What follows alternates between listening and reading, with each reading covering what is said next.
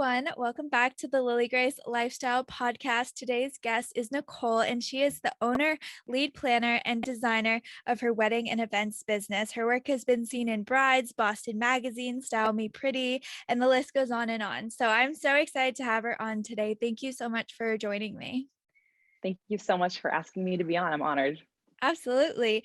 So one thing that I always ask my guests is, what defines your lifestyle? What defines my lifestyle? Well, right now, my lifestyle is, definitely revolved around COVID. I think a lot of us right now are, how we were living our lives previously to COVID has shifted. So I'm definitely just trying to continue with a lot of, personal, what's the word I'm looking for? Just keeping like working out still, trying to practice yoga, eating well, like stress relieving activities.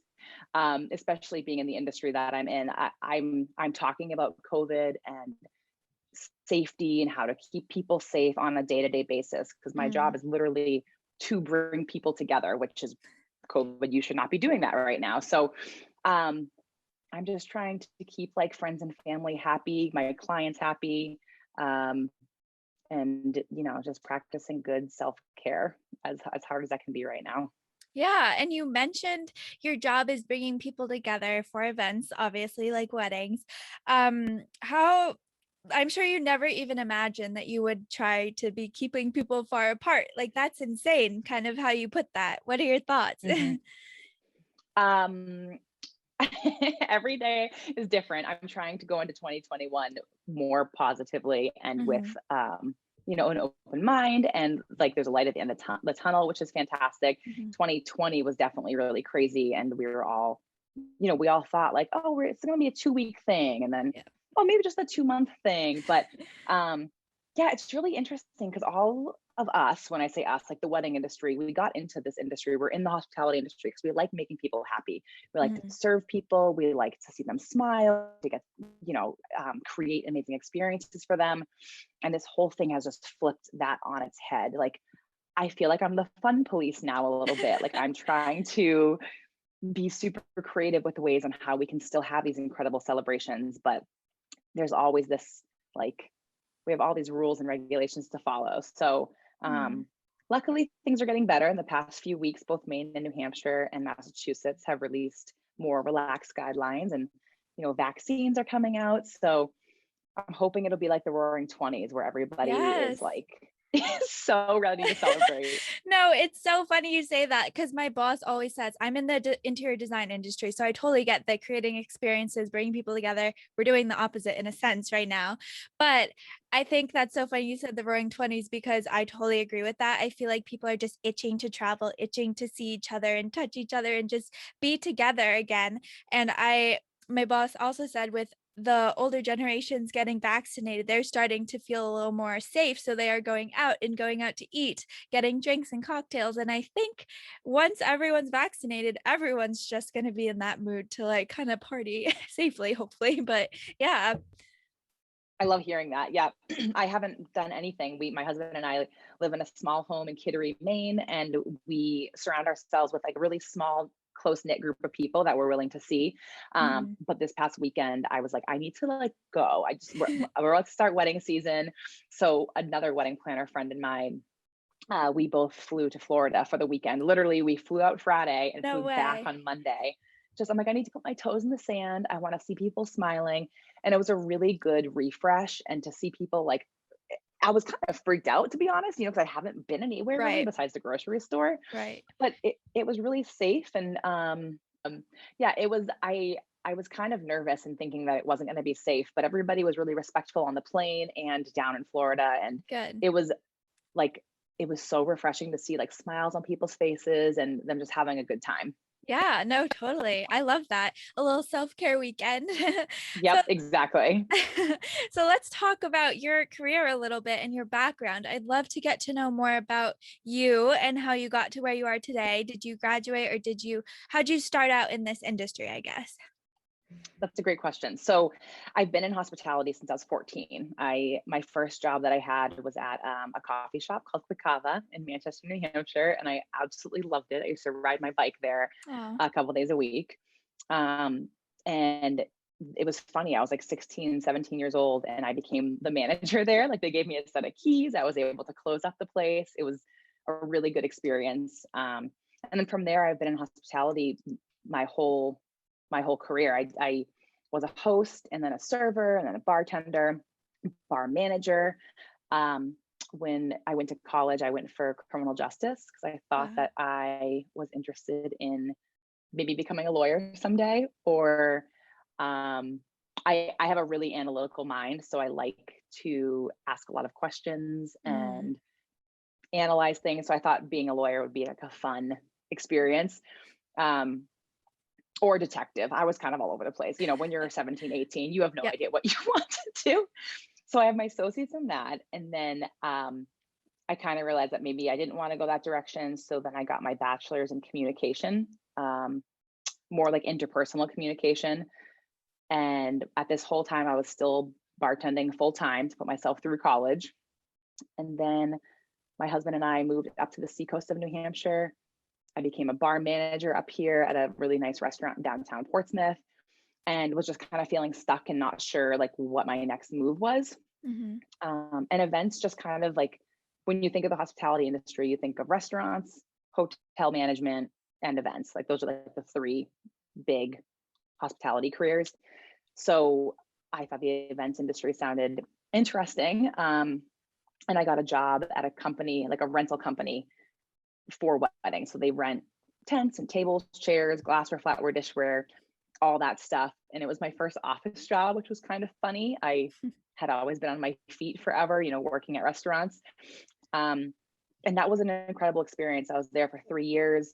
I worked one-on-one with brides and grooms, one-on-one with caterers and other wedding planners, you know, renting them all the items they needed for their weddings, sizing the tents, doing the floor plans. Um, and then with that experience, a lot of caterers met me. They knew I had bartending experience.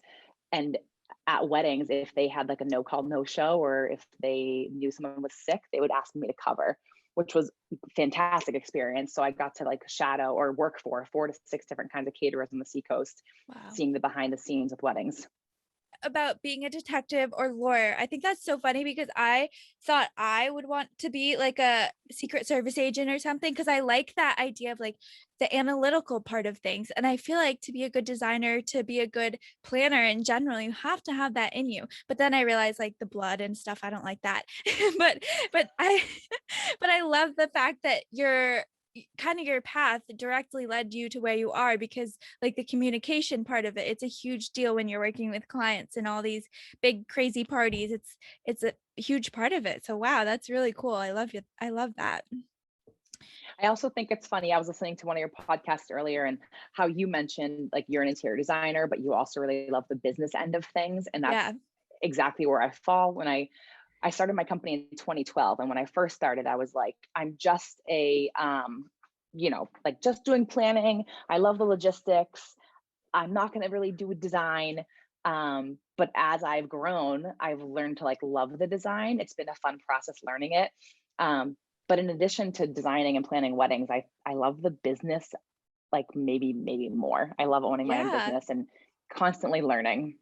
Absolutely. I love that. I feel like we're so similar in that sense because I feel like a lot of these passionate people I talk to who kind of made their own path and made their own like career for themselves just have that in them, like the creativity, but also the other end of it. And I think it's like powerful. So it's really cool to see that in other people. Mhm.